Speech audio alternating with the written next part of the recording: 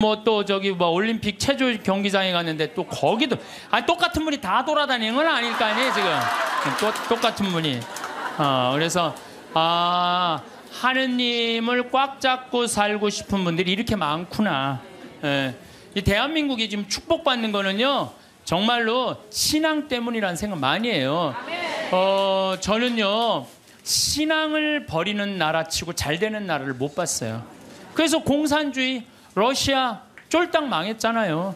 네, 그렇죠. 북한 쫄딱 망하고 있잖아요.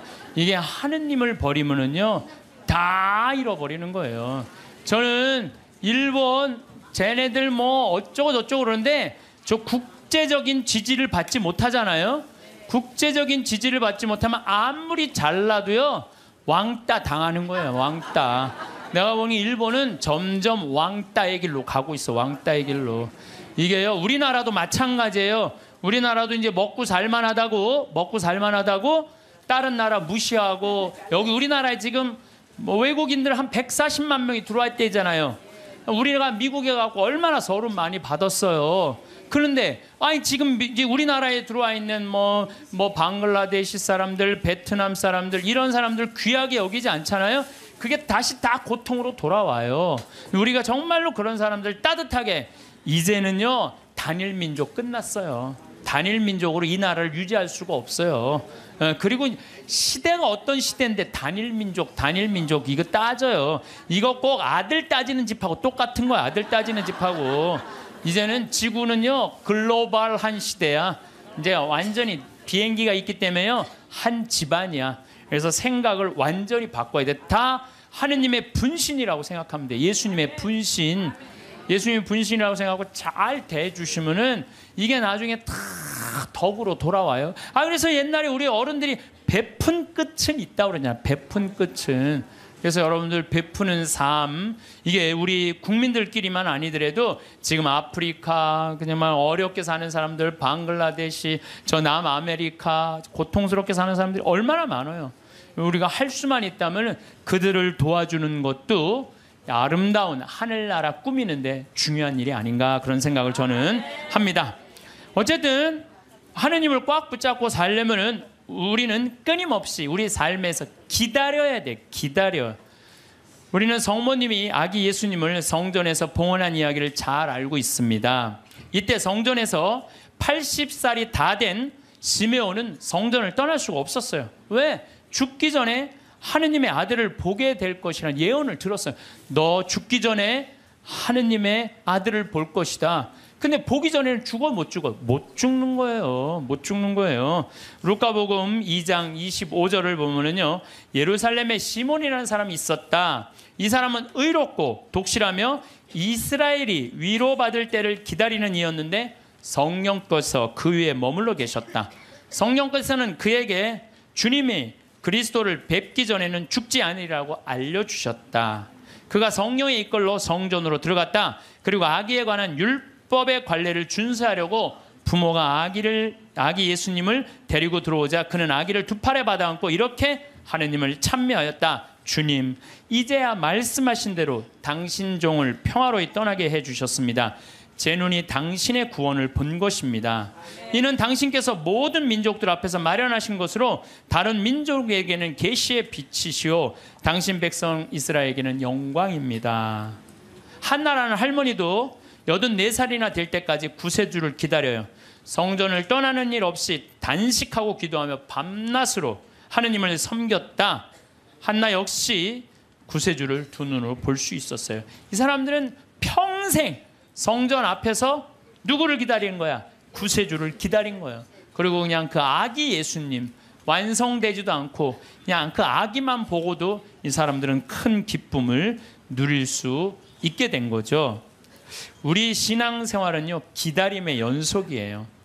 내 삶에 예수님께서 언제 문을 두드릴지 깨어 기다려야 한다는 거죠. 만약 여러분들 딸 중에 관연한 딸이 있어. 노처냐 시집도 안 가고 44인데 44 시즌에 딱 들러붙어 있어. 하도 답답하길래 점집에 가서 물어봤어. 우리 딸이 언제 시집을 가느냐고. 그랬더니 점쟁이가 딱 하더니 저 동북 쪽에서 올해 사람이 올 것이라고. 동북쪽이면 내가 사는 강원도잖아요. 강원도. 내가 사는 강원도 평창 사람이 올 것이라고. 근데 내가 음식점을 하는데 근데 이마에 점이 하나 있다. 그 남자가. 그럼 여러분들 집에 가게 먹으러 들어오는 집 사람마다 이마에 점 있는 사람 여러분 어떻게 볼 것 같아요? 혹시 저 사람이 아닐까? 혹시 어느 쪽에서 오셨어? 전라도. 전라도 아니구나. 동북쪽이라고 그랬는데 혹시 어느 쪽에서 오셨어? 경상도 아니다. 혹시 어느 쪽에 오셨어? 나 평창에서 왔는데 혹시 이 사람이 아닌가? 여러분들 한 사람 한 사람마다 관심 있게 쳐다볼 것 같아? 안 쳐다볼 것 같아요? 쳐다보죠? 신앙도 똑같다는 거예요. 우리가요 언제 하느님이 내 삶에 들어올지 몰라요. 그래서 그 만나는 내 삶 안에서 순간순간 하느님이 나에게 과연 지금 무슨 말씀을 하실까? 눈을 부릅뜨고 기다리는 게 신앙 생활이라는 거죠. 예수님께서 마태복음 25장 13절에 그러니 깨어 있어라 너희가 그날과 그 시간을 모르기 때문이다. 우리는 항상 깨어 있어야 돼요. 하느님을 꽉 붙잡고 사는 게 신앙생활이에요. 그런데 신부님 언제 오는 거예요? 근데 아니 꽉 붙잡고 있는데 언제 오는 거예요? 아니 예수님 어떻게 했어요? 막 내가 이제 좀 올 거다 그랬잖아요.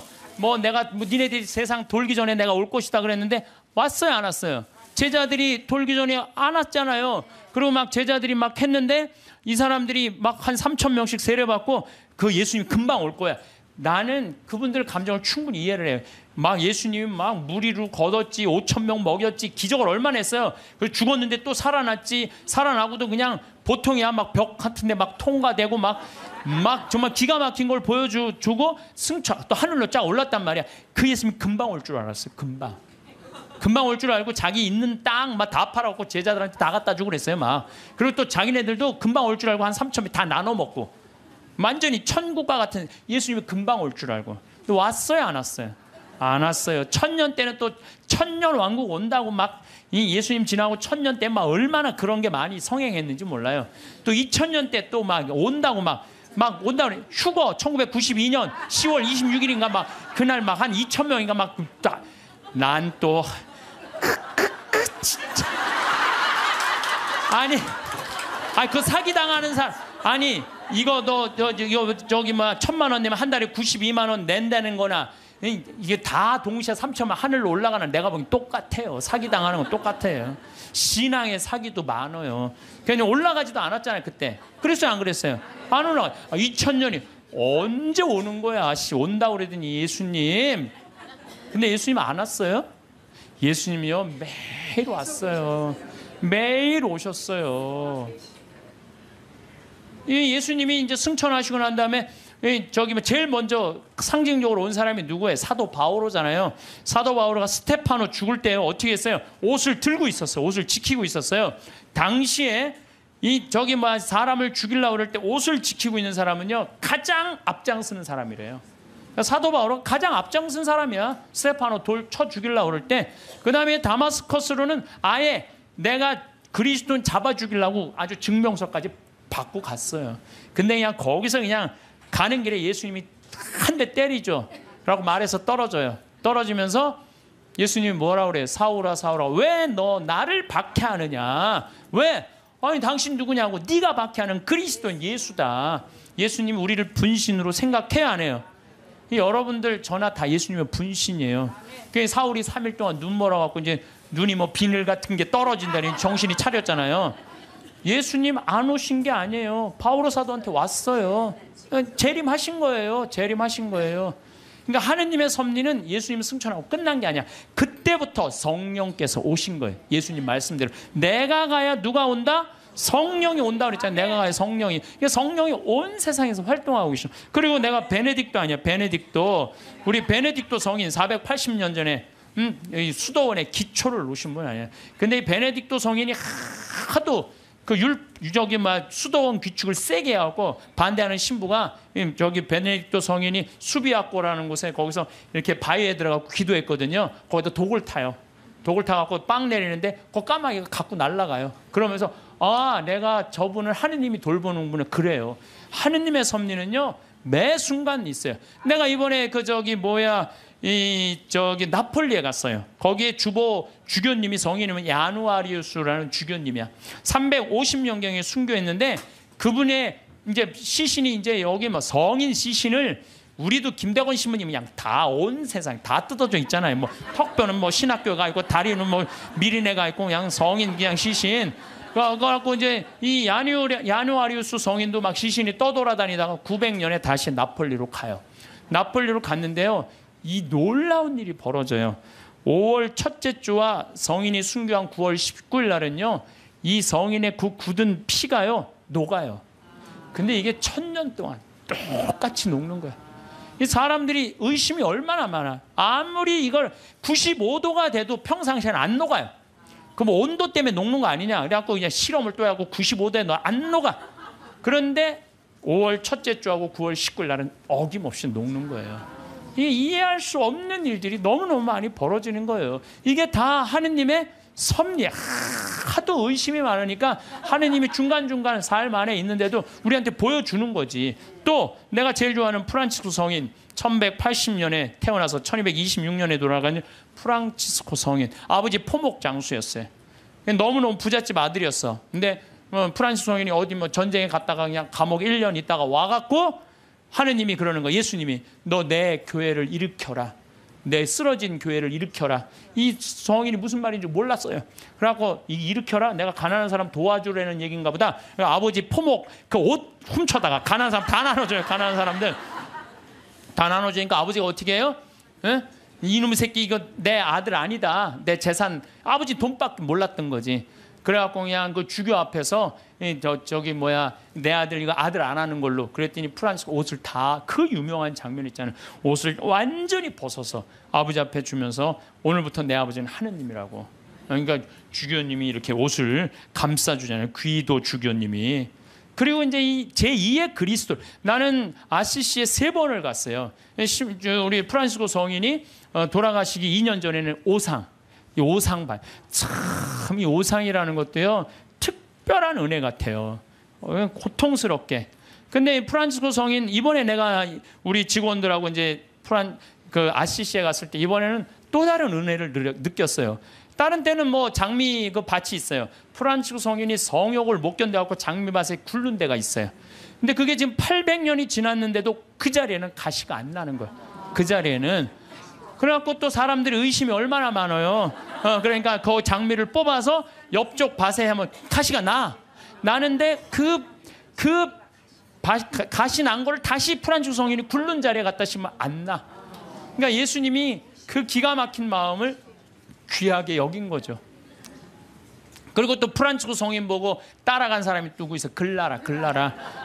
글라라는 어떻게 했어요? 글라라는 아버지가 장군이었어요. 왕족한테 시집 보내려고 그랬는데 나는 저 프란치스코 성인이 너무너무 정말 존경스럽다. 그런데요, 글라라 성녀는요 정말로 이뻐요. 키도 크고. 프란치스코 성인 키도 조금 140밖에 안 돼. 145. 그 정도밖에 안 됐다고 그래. 아주 조그만. 근데 글라라 성녀는 시신에 가보니까 그대로 밀랍을 해놨어요. 글라라 성녀는. 근데 코도 오똑하고요. 정말로 예쁘게 생겨. 프란치스코 성인 진짜 못생겼죠. 나보다 더 못생겼다. 그래. 프란치스코 성인은. 나보다 더 못생겼는데도 이 글라라 성녀는 그 프란치스코 성인의 삶이 너무 거룩한 거야. 그래갖고 그냥 그 이쁜 모습, 그 예쁜 그 수녀, 저기 막 그 관두고 수녀님 한 거야. 그러니까 동생도 따라왔고. 그러니까 그냥 프란치스코 성인도 아버지도 나중에 어떻게 해? 그 재산 다 팔고 수도자 돼요. 엄마도 수도자 되고 결국은 다 따라가요.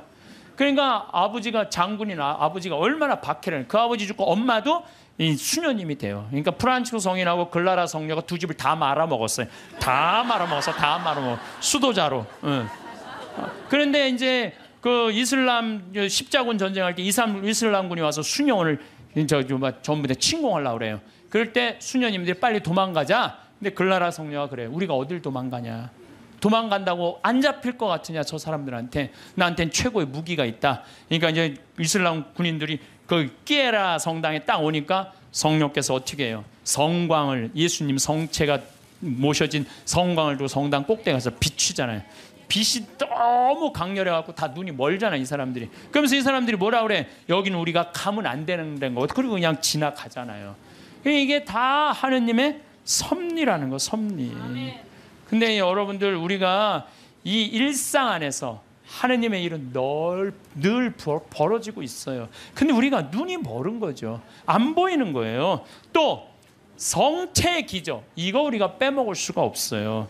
여러분들, 성체, 란치아노 성체 기적이 있어요. 이게 인류 우리 교회사에서 첫 번째 있었던 기적이에요. 지금으로부터 1200년 전에 어느 날 바실리오 소속 한 수사 신부가 미사를 드리면서 이게 정말로 여 안에 예수님이 있을까? 이런 의심을 한 거예요. 그래서 이 신부가 의심을 품는데 그 빵과 포도주의 성변화를 위해서 축성을 하는 순간 갑자기 제병에 실제로 살이 변하는 거예요. 동그란 제병이 살로 변하고 포도주가 피로 변하는 거예요.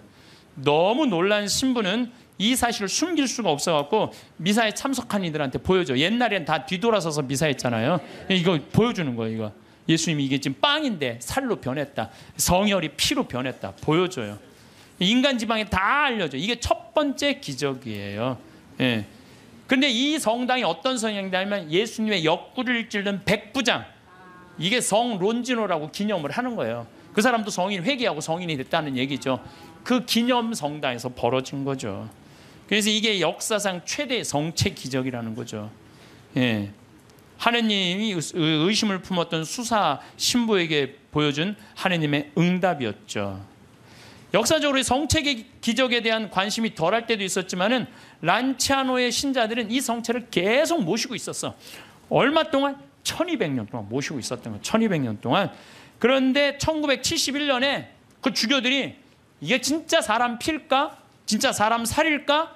과학이 이제 발달했으니까 봉합한 걸 뜯어보자. 뜯어봤어요. 그래서 1970년과 71년에 해부학, 병리, 조지학, 화학 및 임상, 현미학 교수들, 이런 사람들이 모여갖고 그 수도원의 요청에 따라서 검사를 하기 시작했어요. 검사를 해보니까 1200년 전인데 성체는 이 진짜 피고 진짜 살이고, 그 살은 심장 근육에서 나온 살이다. 심장 근육. 우리 예수님 막 이렇게 심장 이렇게 있잖아요. 심장. 우리 예수님이 정말 심장. 그 다음에 살과 피는 인간의 완전한 살과 피다. 그 다음에 살과 피의 혈액형은 동일하다. 이게 나와서 그냥 한 게 아니야. 이게 UN, WHO에도 이게 기재가 돼요. 그래서 7개국의 전문가들이 다시 분석을 해요. 그러면서 이거는 도저히 인간의, 그 다음에 이 보통 평범한 걸로는 벗어난 거다. 인간이 설명할 수 없는 이건 기적이다. 그래서 성체의 신비, 이게 매 미사 때마다 일어나는 거죠. 또 이게 이제 800년에 벌어진 건데 1263년에 독일의 신부, 이 신부도 또 의심한 거야. 베드로 신부. 순례를 가던 중에 볼로냐라고, 이것도 이탈리아예요. 그런데 경건한 신부였는데도 불구하고 축성된 면병 안에 그리스도께서 실제로 계시다는 걸 믿기가 어려웠던 거예요. 경건한 신부였는데도. 그러니까 여러분들 의심하는 건 나도 이해도 돼요. 경건화되는데도 이러네요. 경건화되는 대로. 그런데 이가 순교자 크리스티나 무덤 위에 세워진 성당에서 미사를 거행하고 있는데 축성을 하자마자 축성된 면병에서 피가 흐르기 시작한 거예요. 그래서 신부 손가락을 적시고 제대와 성체포를 다 흘러내리죠. 그래서 신부는 당황을 하죠. 근데 당시 교황 우르바노 4세가 그 근처에 와 있었어요. 그래서 내가 의심을 했는데 이게 피가 이렇게 변했습니다. 사면을 해요. 근데 교황 우르바노 이 4세가 그거를 보고요, 성 토마스 아퀴나스 성인한테 이 성체는 그냥 우리가 기념이 아니라 이건 현존이다. 현존. 이 토마스 아퀴나스 성인한테 이 기적을 통해서 기도문을 하라고 그래요. 그게 바로 우리가 그 유명한 성체 창가예요. 여러분들 한 번씩 들어봤죠? 엎드려 절하나이다. 눈으로 보아 알 수 없는 하느님. 두 가지 형상 안에 분명히 계시오나 우러러 배울수록 전혀 알 길 없었기에 제 마음은 오로지 믿을 뿐입니다. 보고 맛보고 만져봐도 알 길 없고 다만 들음으로써 믿음 든든해지오니 믿나이다. 천주성자 말씀하신 모든 것을 주님의 말씀보다 더 참된 진리 없나이다. 십자가에서는 신성을 감추시고 여기서는 인성마저 아니 보이시나 저는 신성 인성을 둘 다 믿어 고백하며 뉘우치던 저 강도의 기도를 올리나이다. 토마스처럼 그 상처를, 이 토마스는 12사도가 이제 여기 뭐야, 예수님 이렇게 나타났다고 그러니까 뭐라 그래, 난 내 손으로 그분 옆구리에 손 찔러보고 못자국 넣어봐야 된다. 그 토마스 얘기예요. 토마스처럼 그 상처는 보지 못하여도 저의 하느님이심을 믿어 의심 안 싸우니 언제나 주님을 더욱더 믿고 바라고 사랑하게 하소서. 주님의 죽음을 기념하는 성사여, 사람에게 생명 주는 살아있는 빵이여, 제 영혼 당신으로 살아가고 언제나 그 단맛을, 성체의 단맛을 느끼게 하소서. 사랑 깊은 펠리칸, 이 펠리칸 얘기는 잘 아시죠? 펠리칸이라는 새는 어떻게 해요? 자기 새끼가 이렇게 나무에다 하는 게 아니라 이렇게 모래밭에다가 이렇게 새끼를 하는데, 그 저기 뭐 그 독사들이 그 알을 너무너무 좋아하잖아요. 그래갖고 이 새끼들이 그냥 조금, 이게 조금만 그 새끼 잡아먹으려고 독사들이 막 물으면은 피가 묽어져요. 그럼 펠리칸이나 어미새가 와갖고 독사를 다 쫙 죽이고 그 새끼 배를 막 쪄요. 자기 배도 막 짜고, 새끼 배를 쫓는 건 뭐야? 피가, 독에 묻은 피가 빠져나가라는 거야. 그래서 자기 맨 부리 앞에 거기에 피를 쪄요. 여기 제일 뜨거운 피가 있어. 그래갖고 새끼 입에다가 그걸 넣어줘요. 그러면 이 피가 너무 진해갖고 새나가지가 않는 거야. 그래서 새끼가 다시 살아나는 거예요. 이게 예수님의 사랑이 그거야. 예수님 피를 흘려갖고 우리가 새 속에 악마의 독에 물려갖고 정신을 못 차려. 그러니까 우리 다 새 속의 독을 다 빼내고 당신의 피를 넣어주는 거. 그래서 그 사랑 깊은 펠리칸, 그 얘기를 하는 거예요. 사랑 깊은 펠리칸 주 예수님, 더러운 저 당신 피로 씻어주소서. 그 한 방울만으로도 온 세상을 모든 죄악에서 구해내시리이다. 예수님, 지금은 가려져 계시오나 이렇듯 애타게 간구하오니 언젠가 드러내실 주님 얼굴 마주 뵙고 주님 영광 바라보며 기뻐하게 하소서. 아멘. 이게 이 기적이 있은 지 1년이 지나고 난 다음에 1264년 8월 교황 우르바노 4세가 토마스 아퀴나스, 이 기도문을 1년 동안 이 토마스 아퀴나스 성인이 묵상을 한 거예요. 그래갖고 성체 축일이 제정이 된 거예요. 이 기적을 통해서. 그래서 여러분들 성체 성혈 대축일 기념하잖아요. 이게 이런 사연으로 생겨난 거예요. 이런 사연으로. 예, 그래서 정말로 이런 것들을 보면은 참 우리 신앙은요, 그냥 지나갈 게 하나도 없어. 다 정말 황금이에요, 황금. 예, 또 시에나의 성체기죠. 이거는 이제 훌쩍 또 넘어서 1700년에 시에나에서 거행 미사를 하고 있는데 어떤 도둑이 들어와서 성체를 훔쳐가요. 그때는 옛날에는 우리 성체를 어떻게 했어요? 성체 영화로 갈 때 침 뱉으면서 성당 갔어요. 퇴퇴퇴. 왜? 거룩한 성체 영화인데 침 넘어가면 안 된다고. 퇴퇴퇴 뱉으면서 갔어요. 그리고 몇 시간 전에 공복제 24시간 하루 종일 굶었어요. 요즘은 뭐 30분으로 줄어들었지만 세상 좋아졌어요. 그래서 옛날에 그 왕림성당 125주년 한다고 그러는데 그 왕림성당에 그 동네 사람들이 다 갈 때요, 너무 배가 고파고 하루 공복제를 지켜야 되니까 물 먹고 간 거, 물 먹고 시내 물 먹고, 그리고 이 태태태 침 뱉고 성체 깨끗하게 모신다고. 그런데 옛날에는 성체가로 떨어지는 것도 무서워서 쟁반 가지고 어떻게 했어요? 다 바쳤잖아요. 그러면 혀로 하면은 쟁반, 그것도 나 어렸을 때 복사해갖고 그 쟁반, 난 또 주교자 성당에서 쟁반 돼갖고 복사할 때 죽어. 한 1000번 이렇게 하고 나면요, 올 때마다 여러분들은 아멘 해고 혀로 내밀었잖아요. 기억나요? 네. 그러니까 그 성체도 다시 다 쟁반하면은 제대해서 다 닦았다고요. 그런데 이 성체를 잊어먹었다, 난리 난 거예요. 그래갖고 그냥 신부들이 그냥 그거 하면 무릎 꿇고 24시간 동안 주교님한테 혼나고 그랬거든요, 옛날에. 근데 이 성체를 도둑 맞았으니 이게 어떻게? 난리가 났는데 3일이 지나서 소년 성가대가 거기에 쌀독, 가난한 이들한테 하는 그 쌀독에서 찾아내요. 그래갖고 그 성체를 이제 이거 명할 수가 없잖아. 그래갖고 모셔두는데 그래도 특별한 일 있을 때마다 해가 처음엔 300 몇 개를 잃어버린 거예요. 그런데 요즘은 뭐 223개 남았대요. 그런데 이게 300년이 지났는데도 하나도 안 변한 거예요. 이게 면역 밀떡은 조금 지나면 변하거든. 100년, 200년, 300년이 지났는데 하나도 안 변한 거예요. 이게 바로 하느님의, 그냥 매일 하느님의 섭리는 벌어져. 여러분들 맨날 성체 영화하는 거, 맨날 살아있는 예수님 영화하는 거예요. 그게 매일 하느님이 어디 있는 거야? 왜 안 오는 거야?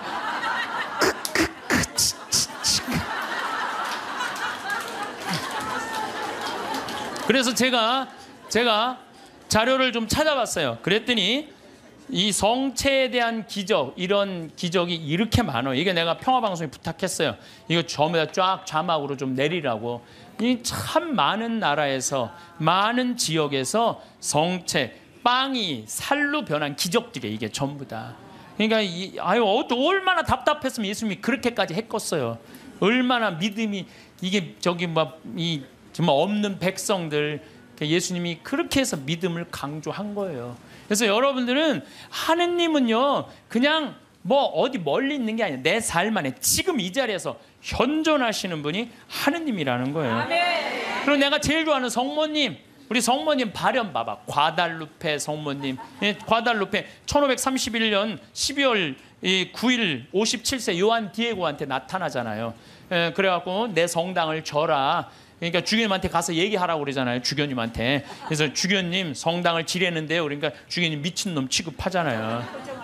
여러분들도 저기 남반산 가는데 성모님이 나타나갖고 여기 염주교님한테 그 성당 남산에 지라고 들었어요. 그래갖고 염주교님한테 저 성당 지뢰는데 그럼 여러분들 바로 어떻게 할까요? 꽃꽂은 여자 치고 바로 하잖아요. 꽃꽂은 여자. 그래갖고 요한디에고가 다음날 갖고 성모님 전하긴 전했는데 안 믿는 것 같다고 그러니까 나한테 증표를 달라고 그러니까 저 12월 달이니까 이 멕시코 시티가 2000m 위에요. 12월 달은 굉장히 추워요. 장미는 언제 피죠? 6월 달에 피잖아요. 장미는 아주 더울 때. 사실은 여러분들 장미는요 3월 달에 4월 달에 개나리, 진달래, 벚꽃, 철쭉 다 떨어지고 난 다음에 6월 달에 피는 게 장미예요. 제일 더울 때 피는 게. 근데 12월 달에 장미가 핀 거예요. 산꼭대에 올라가 보니까. 그러니까 그냥 이게 너무 좋아갖고 그냥 장미를 망토에 딱 해갖고 왔는데 그 망토에 성모님이 새겨졌잖아요. 그게 바로 과달루페 성모님이에요. 근데 1500년이니까 지금으로부터 550년 전 사건, 450년 전 사건이잖아요. 근데 내가 또 과달루페도 갔죠. 과달루페 갔는데 성모님이요 이뻐도 아니 진짜로 진짜 그 기적의 그 성모님 그 망토가 그대로 모셔져 있어요. 또 어떤 사람이 저것 때문에 8년 만에 800만 명이 다 세례를 받은 거예요. 1531년 이 성모님 때문에. 그러니까 그리고 그냥 아메리카가 다 이게 뭐예요? 아메리카가 다 선교가 된 거 아니에요? 그러니까 그냥 폭탄을 던져요. 그래갖고 지금은 교황청에서 방화 유리로 딱 막아놨어요. 방화 유리로 보내갖고. 그런데 쫙 보면은요. 그 성모님이 사진에 보면은 엘리베이터로 가게 돼 있어요. 우리가 걷는 게 아니라 엘리베이터 딱 쓰면 쫙 지나가요. 성모님 쫙 보면 엘리베이터 세 개에 세 개 왔다 갔다. 그럼 또 뒤에 앞에 가고 쫙 가고 쫙 가. 이렇게 보면은요 정말로 아름다워요. 성모님이 참 아름다운 것 같아. 그래서 그 성모님 발현 또 루르드 1858년 2월 10일부터 7월 16일까지 막 벨라데 때한테 나타나갖고 그 1854년에 무염시태의 어머니가 반포가 돼요. 원죄 없이 잉태된 성모님. 그 교리를 아는 사람이 거의 없었어요. 그때 교황청에서 발표한 건데 이 피레네 조그만 데서 그 벨라데 때가 뭘 알아요. 학교도 안 다니는 애가. 근데 성모님 본당 신부가 너 그분 이름이 뭔지 물어보고 와. 그러니까 성모님한테 가고 본당 신부님 이름을 물어보고 오라고 그러는데요. 그랬더니 성모님 뭐라 에라꾸의 소위 임마꿀라타 콘셉시우라고 그래요. 이게 라틴어예요. 라틴어. 얘네들은 프랑스, 그리고 얘는 프랑스 말도 하는 거. 오늘 프랑스에서 한 분 오셨는데 프랑스 말도 아니에요. 얘네들은 피레네에 아주 사투리 쓰는 애야. 그래갖고 얘가 또 막 외우고 가요. 에라소이 임마꿀라타 콘셉시오 에라꾸의 소이 임마꿀라타. 그래갖고 본당신부한테 딱 얘기해요. 에라꾸의 소이 임마꿀라타 콘셉시오라는데요. 본당신부 놀래요. 너 그게 무슨 뜻인 줄 아느냐? 아니요, 나 모르는데 외우느냐고 죽을 뻔했어요. 나 죽을 뻔했어요. 그래요. 아니 벨라데 때가 진짜로 그래. 난 무슨 뜻인지 몰랐는데 계속 외우면서 왔다는 거 안 까먹으려고. 본당 신부가 이거 성모님의 발현이구나. 그래서 그 루르드에 거기에 목발 3,000개, 5,000개 이제 그 목발 다 쳤어요. 의미가 없다는 거예요.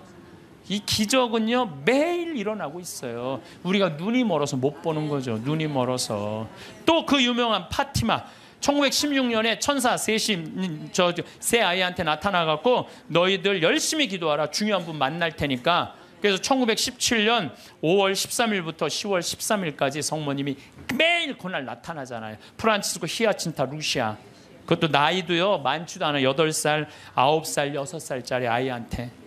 그래갖고 러시아의 회개를 위해서 기도하라고 그러잖아요. 나는 내가 포르투갈에 가서 정말 어처구니가 없더라고요. 왜 어처구니가 없느냐면은 포르투갈은 유럽의 맨 끝에 있어요. 거기 나가면은 거기 바다야, 바다. 파티마는 거의 맨 끝에 있어요. 그러니까 콜럼버스가 거기 나가면 죽는 줄 알고 있던 사람들 거기 맨 끝에 있는데 러시아는 포르투갈을 지나고 스페인을 지나고 프랑스를 지나고 독일을 지나야지 러시아가 있어요. 근데 얘네들이 뭐라고 그러냐면 메시지를 받아갖고 러시아 회기를 위해서 기도하라고 얘기를 해요. 기가 막힌 거죠. 그 깡촌에서. 근데 내가 이거 좀 자료를 뽑아왔는데 성모님도 참 내가 보니까 아니 10월 13일 날 12시에 나타난다는데 안 나타나요. 안 나타나. 그러니까 그 신부가 뭐라고 그러냐면 봐. 지금이 정오란 말이야. 그 부인은 거짓말쟁이라고 우리에게 말할 셈이니 그 신부는 참지 못하고 어린이들을 의심쩍어 했다. 그리고 또 시계를 보았다. 하지만 정오가 넘었잖아. 여러분 모두가 환상이라는 것을 모르십니까? 있을 수 없는 일입니다. 집으로 가세요. 다들 집으로 돌아가세요. 라고 이 신부가 다 가라고 그래요. 12시에 발언한다고 그랬는데 안 오니까. 근데 성모님이 1시에 오세요. 나는 내가 성모님한테 불만이 그거야. 12시에 오기로 했으면 12시에 와야지. 왜 1시에 오냐, 1시에. 약속을 왜 애들을 괴롭히냐 이거야. 그런데 여기 사진도 있지만은요. 그 7만 명이 그 기가 막힌 오묘한 변화를 15분 동안 체험한 거예요. 15분이 지나고 난 다음에 이틀 동안 진흙이 됐던 땅이 완전히 마르고 7만 명 젖은 옷이 완전히 마르는 정말로 기가 막힌 사진 기자들도 다 있어요. 사진도 다 있고 이런 하느님의 분명한 증거들이 있는데도 불구하고 하느님이 언제 오는 거야? 어디 있는 거야? 이러니 얼마나 답답하냐 이거예요. 그런데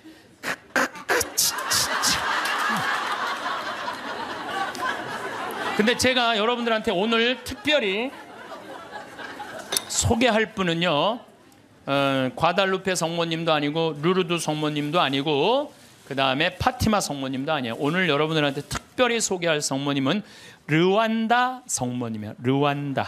르완다 성모님은 1981년 11월 21일 고등학교 16살짜리 여자의 알퐁신 무무레케라는 애한테 발현을 하세요. 르완다라는 나라는요. 제가 이번에 잠비아 가면서도 자세히 봤어요. 정말로 키베오 호수라고 아주 조그만 나라. 르완다는 1992년 3, 4년에 100만 명 학살한 그렇게 해서 여러분들 들은 나라예요. 그런데 이때 성모님이 나타나고 이 학살을 미리 예언을 해요. 회개하라고. 근데 이 아이는 너무 외로웠어. 자기가 너무 힘들었어. 그래서 성모님한테 뭐라고 그러냐면은 성모님 나 너무 힘들어요. 외로워요. 그러니까 성모님이 나타나요. 그래서 나는 너를 위로하러 하늘에서 왔다 하시면서 메시지를 전해주길 바래요. 혹시 여기 계신 분들 외롭고 힘든 분들 많을 거야 아마. 어디 가서 찾아 성모님한테 나를 위로해달라고 그러면 성모님이 위로해 주실 거예요. 이 성모님이 나타나는 동안 그 아이의 표현이 그래요. 너무 아름다운 부인이 나타나는데 얼굴이 까만색인지 하얀색인지 모를 정도로 하여튼 환상적으로 아름다웠다는. 그리고 다리가 안 보이는데 빛이 쫙 모든 아이들의 발현이 다 그래요. 예. 그래서 사제가 성모님 발현이 하여튼 신부들이 문제야. 보면 다 반대하는 게 신부들이야. 신부들이 성모님 발현이 어디 있느냐 하면서 요즘 말하면 학교 짱한테 걔를 박해하라고 그래요. 라고 학교장이 무지하게 박해를 해요. 마리 끌레르라는 아이가 얘가 성모님이 막 발현하면 혼이 나갔을 때 머리카락을 막 잡아당겨요. 발현할 때. 그리고 막 손가락을 꺾고 힘껏 꼬집고 귀에 대고 소리를 막 질러. 그러는데도 얘는 그걸 몰라요. 발현 때는. 그 거의 탈원 상태에 들어가 자기를 괴롭히는 걸 모르는 거죠. 근데 1981년 1월 12일에 성모님께서 두 번째 학생한테 발현하세요. 17살 먹은 아나탈리 무카마진 파카. 이름이 무지하게 어려워요. 하여튼. 아나탈리 무카마진 파카한테 나타나요. 이 학생은 굉장히 신심이 두터운 학생이에요.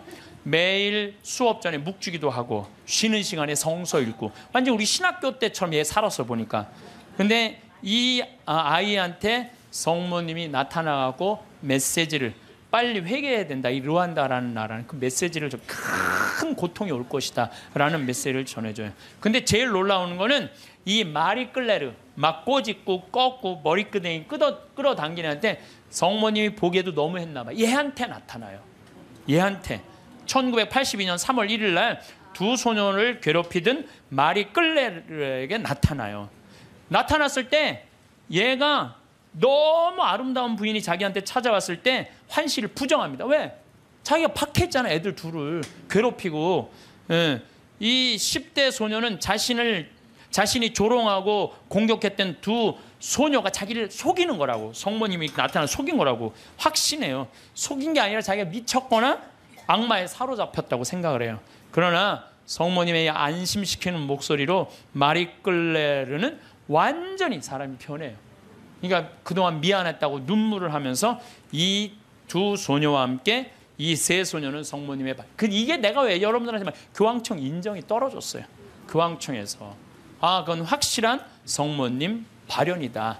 근데 사실은 여기에 더 놀라운 거는 셰가타샤라는 남자아이예요. 이 남자아이한테 누가 나타나요? 예수님이 나타나요. 예수님이. 근데 문제는 얘는 성당에 안 다니는 애예요. 그 성당에 안 다니는 사람한테도 많이 나타나요. 그래서 저는 이게 이제 평화방송에도 나가겠지만 가끔 이런 얘기를 해요. 우리 교회에만 구원이 있다 이렇게 말하는데 그거는요 모르는 소리예요. 아니 그럼 얘한테 나타나지 말아야지. 그렇지 않아요? 그런데 뭔데 이 동네는 아예 예수님을 모르는 동네예요. 그리고 여러분들 아프리카 가봤어? 안 가봤으면 말을 하지 마세요. 아프리카는 우리가 생각하는 것처럼 전선이 있는 것도 아니고 방송이 있는 것도 아니에요. 그러니까 내가 밤에 한번 다녀봤는데 진짜 이 사람들이 차가 없으니까 다 걸어 다녀요. 저 경상도 시골에서 살 때 그 어렸을 때 가면 막 귀신 나온다, 불빛 막 이상한 불빛 그거하고 똑같아 지금도. 그러니까 시골은요 완전히 차단된 데야. 거기는 성당도 없고 교회도 없고 아무것도 없는 애야. 얘는 학교도 안 다니는 애야. 성당이 예수님이 뭔지도 모르는 애야. 이 예수님이 나타나고 성서에 대한 얘기 다 해주고 사도신경 다 알려주고 그 다음에 나는 이 셰가타샤한테 예수님이 해준 말이 너무 마음에 들어서 여러분들한테 얘기를 해줘요. 모든 사람에게 말하여라. 성경을 읽고 내가 한 말을 찾아보아라. 그러니까 여러분들 제가 이 교우들한테 안타까운 게 뭐냐면 신앙생활 할 때 보면 막 특별한 뭐가 나오기를 바라는 분들이 있어요. 그런 거 없어요. 특별한 게 어디 있어요. 내 손에서 뭐가 나오길 바라는데 내 손에선 아무것도 안 나와요. 내 손에서는 아무것도 안 나와요. 그런데 특별한 게 아니에요. 예수님이 강조하는 건 성서 2000년 전에 예수님이 와서 하신 말씀을 보라는 거예요. 그 안에 다 들어있어. 모든 우리의 답답한 거 궁금한 거 어디에 다 들어있어? 성서에 다. 그러니까 모든 사람에게 말하여라. 성경을 읽고 내가 한 말을 찾아보아라. 내가 예전에 한 말을 모두 믿고 그대로 살아라. 아멘. 최후 심판 날에는 이중적인 의미가 있다. 각자에게 심판의 날은 곧 죽음의 날이다. 전 인류에게 있어서 최후 심판 날은 나의 재림날이 될 것이다. 어떤 날이든 그날은 모든 사람이 하느님을 더 가까이. 이게 멸망이 아니야. 여러분들 최후 심판, 재림 이걸 멸망으로 하는데 멸망이 아니에요. 완성이에요. 완성. 우리 신부님이 말씀하신 오메가 포인트라는 거예요. 완성으로 간다는 거예요. 그러니까 인류는요 지금 완성으로 향해서 가는 거예요. 인류가 망할 것 같아. 2000년 전, 1000년 전에 비하면요 지금처럼 건강한 적이 없어요. 지금처럼 전쟁이 없는 적이 없어요. 지금처럼 건강한 적. 여러분들 생각을 해봐. 200년 전에 이 중에 70%는 다 종으로 살았어요. 사람 같지도 않게 살았어요. 이 중에는. 그렇죠? 양반 비율이요 충청도가 제일 많았는데 15%였어요. 15%. 나머지는 다 평민, 상민, 종으로 살았어. 나머지는 다. 그러니까 지금 여러분들 시대가 좋아서 종이 어딨어. 그렇지 않아요? 굉장히 건강해진 거예요. 긍정적인 눈으로 바라보셔야 돼. 또 요즘 아주 1968년 이탈리아 로톤도의 비오 신부님, 이 신부님 책을 한번 사서 읽어보세요. 정말로 하느님의 섭리가 그대로 드러나신 신부님이 이 비오 신부님이에요. 비오 신부님은요 정말 오상, 평생 오상 받았어요. 근데 이 신부님도요 이 오상이 싫었던 거야. 왜? 이게 사람이 자꾸 이렇게 쳐다보고 막 와서 확인하고 그러니까, 그래서 처음에 감춰요. 막 붕대로 싸요, 오상을. 그러다가 하다 안 되니까 오상을 드러내 놓으셔요. 그러니까 사람들이 너무 많이 모이니까요, 또 위에서 또 반대해요. 너 미사하지 말고 고해성사하지 말라고, 혼자 해라고 순명을 하세요. 이 신부님이 정말 생기기도, 이 신부님은 잘생겼어. 아주 잘생긴 신부님인데, 그리고 의사들이 붙어요. 왜? 50년 동안 오상을 입었으니까 이게 병으로 오염되지 않을 거나 계속, 그런데도 오염되지 않은 채로 50년을 가고, 이게 비오 신부님이 물어봐요. 나 이거 언제 끝나느냐고. 너 죽는 날 끝난다. 그런데 놀랍게도 신부님이 돌아가시는 날 이게 싹 치유가 돼요. 돌아가시는 날. 예. 이게 뭐 살아있는 하느님의 증거죠. 하느님께서는요 끊임없이 활동하고 계셔요. 우리가 깨어 눈을 부릅뜨고 하느님의 활동을 기다리지 않아서 그렇죠. 시메온처럼요 애절한 마음으로 하느님의 손길을 느끼려고만 한다면 수도 없는 하느님의 섭리를 여러분들은 느끼실 수 있을 거예요. 아, 좋아. 내가 지금 오늘부터 하느님하고 살 거야. 근데 내가 지금 빨리 나가서 택시를 잡아야 돼. 내가 기도하면은 내가 막 택시가 금방 올 거야. 하느님이 보내줄 거야. 그래갖고 그냥 막 나가고 딱 하느님 딱 택시를 보내줘서, 역시 하느님은 내 기도를 들어주셔. 이런 분은요 신자가 아니라 환자예요. 환자. 이런 분들은 신자가 아니라 환자야. 환자. 하느님은 특별한 일에 내 삶에 관여하시는 게 아니에요. 일상 안에 관여하시는 거예요. 그래서 그 유명한 얘기가 있죠. 어떤 정말 기가 막히게 열심한 하느님의 섭리를 매일매일 믿는 사람이 이제 동네 홍수가 났어. 그래갖고 이제 911에서 방송을 한 거예요. 이제 빨리 저 피신하십시오. 지금 위험하니까 빨리 피신하십시오. 그랬더니 이 사람은 그러는 거야. 나는 하느님이 와서 구해줄 거다. 홍수가 와도 이 노아가 그 홍수가 났을 때 하느님이 구해줬듯이 나는 구해줄 것이다. 근데 이제 다 피했는데 이 사람은 안 피한 거야. 그래갖고 보트가 왔어. 보트가 와갖고 빨리 타시라고. 그랬더니 나는 하느님이 구해줄 건데 이 보트에 이 많은 짐을 어떻게 실으면 하느님이 완벽하게 구해줄 테니까 니네들 가라. 얼마나 버팅겼는지 그 보트가 못 구했어요. 그러고 난 다음에 이제 또 물이 차고 지붕까지 했네. 지붕에 올라가고 헬기가 왔어. 헬기가 빨리 타라고. 이거 안 타면 이거 죽는다고. 걱정하지 마. 하느님이 와서 구해줄 테니까 당신 가라고. 근데 마지막 이 사람 죽었어요. 죽어갖고 하느님한테 따졌어요. 하느님 왜 나를 안 구해주러 왔느냐. 노아, 내가 그렇게 애절하게 기도했는데도. 그랬더니 하느님이 어이가 없다는 듯이 무슨 소리냐. 나는 너한테 3번 보냈다. 한 번은 방송으로 보내고, 한 번은 배로 보고, 한 번 헬리콥터까지 보냈다.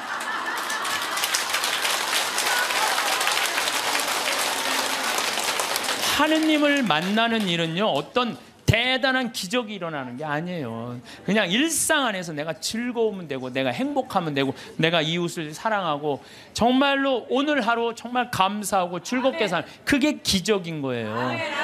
무슨 로또가 그냥 밤에 번호를 짝짝짝짝 알려줘갖고 내가 로또가 된다. 그건 환자예요. 환자. 신자가 아니라. 그래서 여러분들 가장 위대한 기적은 뭔지 아세요? 매일 미사의 성체 기적이에요. 예수님이 그 온 우주의 하느님이 내 몸 안에 들어오는 거예요. 얼마나 가슴 떨리는 일이에요. 얼마나 설레는 일이에요. 그렇지 않겠어요? 그러니까 여러분들 미사 참례, 이 미사 참례를 통해서 예수님을 영화할 수 있는 분들은요 이 하늘나라 속에서 사는 분이에요. 그래서 제가 지난 1, 2, 3회에 대해서도 뭐라고 말씀을 드렸냐면, 이 예수님은 지금도 우리 삶 안에서, 내 삶 안에서 관여하고 계신다. 하느님만 꽉 붙잡고 살면은 하늘나라 경계 없다, 이 세상. 그래갖고 내가 정말로 열심히 사는 사람은 가슴에 뭐가 있어? 여건이 있어. 믿음이 굳건한 사람들은 가슴에 여건이 있어. 하늘나라는 요즘은 다 비행기 보낸대요. 비행기 딱 탈 때 여건 심사할 때 뭐만 내면 돼? 여권 딱 내고 어떻게 싹 웃으면서 죽을 때 나 1조 이거 어떻게 하면 좋아? 발버둥 치지 마시고 죽을 때 통장에 500만 원 딱 남기고 자, 이 세상 나는 이제 그리던 하늘나라 떠난다. 여행 탈 때 비행기 타면 막 가슴이 설레잖아요. 죽는 것도요 설레는 일이에요. 죽는 거 설레는 일 아니에요? 새로운 삶으로 올라가는 과정인데 얼마나 설레. 그러니까 설레니까 우리 그냥 그 최 신부님 손잡고 우리 마리아 할머니가 씩 웃으면서 이 세상 떠나듯이 여러분들도 마지막 날 웃으면서 떠날 수 있는 그런 분들 되기를 바라겠습니다. 오늘도 황창현 신부님의 행복 특강 잘 들으셨나요? 이어서 나이 들수록 들으면 도움이 되는 지혜의 말씀을 들려드리겠습니다. 반론을 즐기는 사람을 주의하라. 상대방이 토론을 연장하기 위해 계속 반론을 해올 경우에는 재빨리 토론을 마무리 짓는 편이 낫다. 그런 사람은 도저히 손을 쓸 수 없는 고집쟁이이기 때문이다. 공격적인 어조로 토론을 벌이는 사람도 어리석은 사람이란 딱지를 떼기 어렵다. 조용한 대화에 싸움을 거는 듯한 어조로 끼어들면 친구들의 적의를 산다. 회의 중에 반대 의견을 제시함으로써 자신의 지식을 과시하고 싶은 마음은 누구나 갖고 있다. 하지만 그것은 정도의 문제이다. 정도를 넘어서면 질이 나쁜 사람으로 찍히기 십상이다. 반론을 즐기는 사람은 본래 남에게 공격을 가하고 고통을 주는 분위기를 좋아한다. 이런 무리들과 만나면 입 다물고 있는 것이 상책이다. 호전적인 사람에게는 결투의 빌미를 주지 말아야 한다. 그러면 그는 꼴사납게 칼을 내동댕이 칠 수밖에 없다. 자신의 말은 결국 자신에게 되돌아온다. 적을 대할 때에는 절도를 지키기 위해서도 말을 삼가하라. 예리한 칼날과 같은 말이 만든 상처는 의사도 못 고친다. 말은 얼마든지 엿가락처럼 늘릴 수 있지만 한번 뱉어낸 말은 다시 회수할 수 없다. 성서에도 쓰여 있듯이 말수가 적으면 적을수록 감당해야 할 결과도 적어진다. 자신이 한 말은 결국 자신에게 되돌아온다는 점을 명심하라. 바람은 한쪽으로만 불지 않기 때문이다. 아무리 말을 많이 해도 손해될 것이 없다고 생각하는 사람들이 있다. 그런 사람들은 상대방으로부터 벌금을 요구받고 나서야 자신의 잘못된 생각을 깨닫는다. 통찰력이 뛰어난 사람은 부드러운 말과 예리한 논리를 적절히 사용한다. 말과 돌멩이는 한 번 던지면 돌이킬 수 없기 때문이다. 표적을 100번 맞추기보다 한 번이라도 벗어나지 않게 하라. 태양을 정면으로 쳐다볼 수 있는 사람은 없다. 그러나 일식현상 때 달이 해와 지구 사이에 들어가 햇빛이 가려지면 누구나 태양을 마주 볼 수가 있다. 사람들이 거듭 성공을 거두어도 대중들은 별다른 관심을 나타내지 않는다. 그러나 그 사람이 한 번이라도 실패를 하면 사람들의 주목을 받게 된다. 훌륭한 업적이나 선행보다도 실책이나 어리석은 짓을 하는 쪽에 대중의 시선이 모아지고 세상의 화제거리가 되기 쉬운 법이다. 사람은 무엇인가 대실수나 추태를 연출하였을 때 비로소 그 인물이 세상에 알려지게 되는 수가 많다. 수없이 성공을 거둔 사람도 단 한 번이라도 실수를 하면 세상 사람들의 눈을 피할 수 없다. 악의를 품은 사람은 남의 장점은 조금도 마음에 새겨두지 않고 결점에 눈을 돌리는 법이다. 남이 하는 일을 애써 깎아내리는 사람은 자신도 악평을 불러 모은다. 주간 잡지의 전파자 역할을 하고 있는 사람은 대개 자신의 평판도 훼손당한다. 상처를 받은 사람들이 복수를 하기 위해 그를 비방하기 때문이다. 중상모략을 일삼는 사람이 여러 사람들로부터 반격을 받으면 자신의 증상이 퍼지기도 전에 자신의 평판이 땅에 떨어진다. 중상을 일삼는 사람은 항상 불신의 늪 속에서 허우적댄다. 설령 그들 주변에 지위가 높은 인물이 얼굴을 들이민다 하여도 이는 그 사람에게 호감을 가지고 있기 때문이 아니라 그 사람이 내뱉는 남에 대한 야유를 귀담아 듣고 쾌감을 느끼기 때문이다. 악인은 결코 즐거움의 대상도 아니고 주제도 아니다.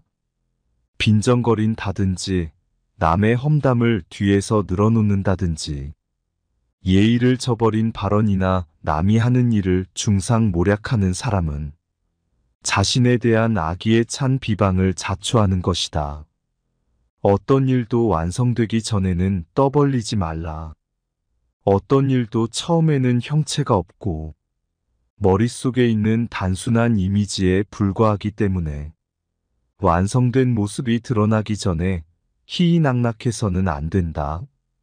초기 단계에 있는 일을 남에게 보여주게 되면 미숙한 인상을 남기기 때문에 그 일이 완성된 후에도 영향을 미친다. 평가해야 할 이미지가 두 개로 나누어지는 것이다. 그렇게 되면 한쪽이 방해를 받게 되어 올바른 평가를 할 수 없게 된다. 목표가 다는 아니다. 오히려 그것만으로는 어떤 가치도 없다. 목표를 갖는다는 것만으로는 아직 거의 아무것도 없는 상태인 것이다. 아무리 맛있는 잉어 요리라도 먹기 전에 주방을 들여본다면 식욕이 사라져버린다. 이와 마찬가지로 아무리 독창적인 사업도 형태가 드러나기도 전에 떠벌리면 김이 새어버린다.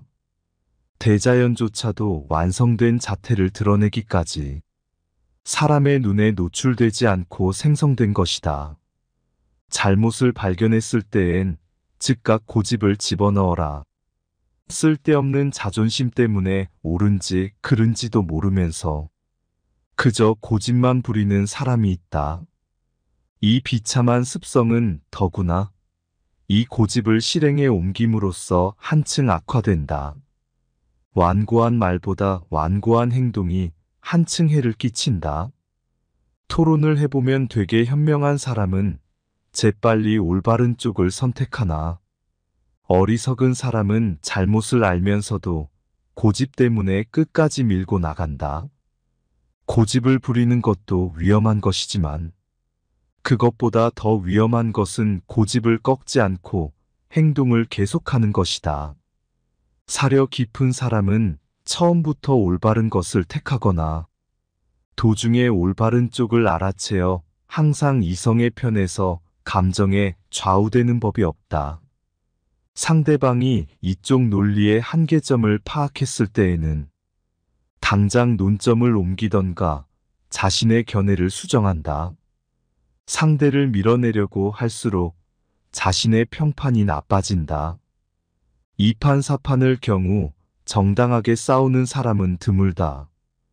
평소에는 온화하고 따뜻한 사람이 야심적인 경쟁 상대를 만나면 갑자기 저돌적인 투지를 유감없이 발휘하기도 한다.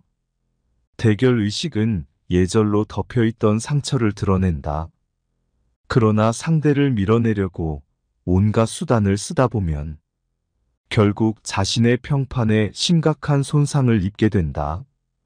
경쟁의 본래 목표는 상대의 힘을 약화시키기 위해 상대의 가치를 떨어뜨리는 방법을 찾는 것이다. 그러나 서로 이성을 잃고 싸우다 보면 과거의 개인적인 약점을 들추고 끝내는 사소한 스캔들까지 파헤치게 된다.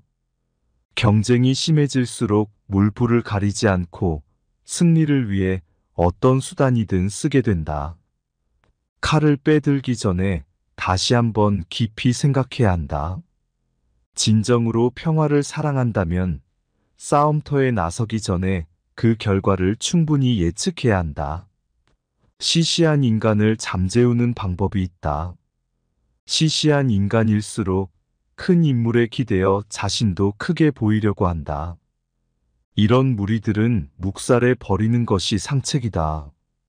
그들은 염치 없게도 당대의 지도자들을 경멸함으로써 자신에게 이목을 집중시키고 싶어 한다. 시시한 인간들을 잠재우려면 태연자약하게 그들의 존재를 무시하는 척하여야 한다. 기록은 기억을 남긴다. 현명한 사람은 펜으로 자기 변호를 하지 않는다. 적의 무분별함을 깨우쳐 주기보다는 오히려 상대가 더욱 우월하게 보이는 증거도 될 수도 있기 때문이다. 일단 글로 남으면 사람들의 뇌리에 박혀 2번 다시 지울 수 없게 된다. 인기가 많은 사람을 업신여겨서는 안 된다. 인기가 있는 사람을 오직 자기 혼자만이 배척해서는 안 된다. 수많은 사람들에게 기쁨을 주고 환영을 받으면 확실한 이유야 있든 없든 많은 사람이 가치를 인정하고 있다면 무엇인가 좋은 점이 있기 때문이다. 남들과 다른 짓을 한다면 틀림없이 미움을 산다. 더구나 잘못을 저지르게 된다면 업신여김을 당할 것이 뻔하다. 대중들에게 인기 있는 사실을 경멸한다면 바로 당신 자신이 경멸받게 된다. 뿐만 아니라 취미가 아주 고약한 사람이라고 생각되어 누구나 상대해 주려고 하지 않을 것이다. 자신이 시비를 분간할 줄 모르는 감수성이 둔한 사람으로 보이지 않도록 해야 한다. 이런 일 저런 일 모든 것을 획일적으로 한 가지로만 보고 비난해서는 안 된다. 성미가 고약한 사람은 그 자신이 무지하기 때문인 경우가 많다. 누구나 좋다고 하는 것은 확실히 좋은 것이고 아니면 적어도 좋을 가능성이 높다는 것이다. 말에 꿀을 발라 적에게도 기쁨을 주어라. 매운 말은 가시와 같이 몸에 상처를 낸다. 항상 말에 꿀을 발라라. 적에게도 기쁨을 줄 수 있는 말을 골라라. 일이란 대부분 말로써 지불할 수 있다. 부드러운 말로 접근하면 되돌려줄 수 없는 차용금도 면제받을 수 있다. 남에게 사랑받는 유일한 방법은 대인관계에 달려있다. 하늘의 일은 하늘이 하듯이 생기는 생기 있는 말에서 생긴다. 맛있는 케이크를 먹으면 숨도 달다. 꿀을 바른 말은 어려운 부탁을 할 때도 상대방의 마음을 평안하게 해준다. 냄새로 좋은 술을 구별하듯이 반감을 주지 않고 효과적으로 청탁을 하려면 말씨에 향기가 있어야 한다. 싫어하는 사람을 상대하는 것도 하나의 지혜이다. 주변 사람들의 인격적 결함에 익숙해져야 한다. 날마다 만나야 하는 보기 싫은 얼굴도 습관을 들여라. 직장에서 윗사람에게 시중을 드는 사람은 이런 타협적 방법으로 하루하루를 이겨나갈 수 있다. 시장에 가면 인간과 함께 살 수 없는 짐승들이 우리 안에 갇혀 있다. 하지만 그 짐승들이 없다면 인간은 살 수가 없다. 따라서 짐승과 대면해야 할 때에는 자신의 감정을 억눌러라. 그들을 받아들이는 것도 한 가지 지혜이다. 처음에는 소름이 끼치겠지만 점점 두려움이 사그라든다. 나아가서는 불쾌함에 대한 저항력이 생겨 나중에는 짐승들을 보아도 마치 그림을 보는 것과 같은 느낌을 받게 된다. 자신의 불행과 고뇌를 결코 남에게 토로하지 말라. 신중한 사람은 같이 일하는 동료들에게 과거나 현재의 자신의 불행을 토로하지 않는다. 운명이란 원래 가장 아픈 상처만을 건드려 조롱하기 때문이다. 동료들의 무관심에 화를 내어서도 안 된다. 주변에서는 당신의 불행에 점점 쾌감을 느낄 뿐이다. 사람의 마음속에 있는 악인은 경쟁 상대의 약점을 폭로하고 남의 급소를 찾아내려고 집요하게 매달린다. 결국 치명상을 줄 때까지 결코 내버려 두는 법이 없다. 현명한 사람은 결코 고충을 털어놓는다든지 동정을 구걸하지 않는다. 남몰래 참아내면 언젠가 고통도 사라지고 도움의 손길은 여전히 남아있게 된다. 조그만 불행은 큰 불행을 불러들이는 불씨가 된다. 앞길을 방해하는 문제는 아무리 사소해도 경솔하게 다루면 안 된다. 나쁜 일은 하나로서 끝나지 않고 줄줄이 이어져 나오기 때문이다. 우선 행운과 불행의 씨앗을 잘 살펴야 한다. 양자를 잘 분별하는 것이 중요하다. 불행에 빠진 사람을 멀리하고 행운을 맞은 사람과 손을 잡으려는 것이 세상 사람들의 인심이고 습성이다. 불운한 사람은 자신도, 이성도, 자신의 별자리도 모두 잃어버린다. 불운이 잠을 잘 때에는 괜히 화를 자초하지 않도록 그대로 놓아두어야 한다. 조그만 실패는 가벼운 상처로 끝날 수 있지만 그것이 원인이 되어 사태가 급전하면 더 큰 치명상을 입을 수도 있다. 사태가 어디까지 발전할지는 아무도 모른다. 이따금 좋은 일은 하나도 안 생기고 나쁜 일만 끝없이 일어난다고 푸념할 때도 있다. 하지만 하늘에서 오는 것은 충고함을 얻을 수 있고 땅에서는 분별력을 얻을 수 있다는 점을 명심해야 한다. 기분 나쁜 일을 당해도 쉽게 잊을 수 있는 훈련을 쌓아라. 기억이라는 것은 전적으로 여기에 의존하려 할 때 원수로 돌변해서 주인을 버린다. 사람은 잊어버리는 기술도 배워두지 않으면 안 된다. 물론 기억이란 능력과 기술이기에 앞서 운명적으로 타고난다. 기억이란 가슴 아픈 일에 대해서는 후회나 즐거웠던 일에 대해서는 인색하다. 불쾌한 일은 자연히 잊혀지는 경우도 있지만 아무리 잊으려고 애써도 뇌리에서 지워지지 않는 경우도 있다. 역경에 처해 있을 때는 대뇌의 방이 크게 열린다.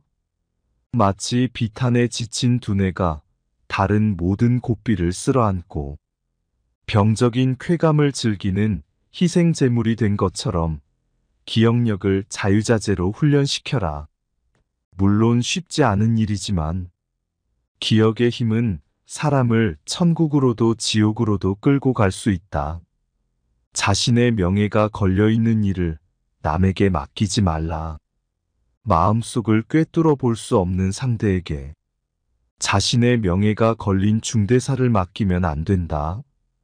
침묵이 주는 이점과 침묵을 깨는 데에서 오는 위험에 대해서 항상 대등한 입장을 견제하라.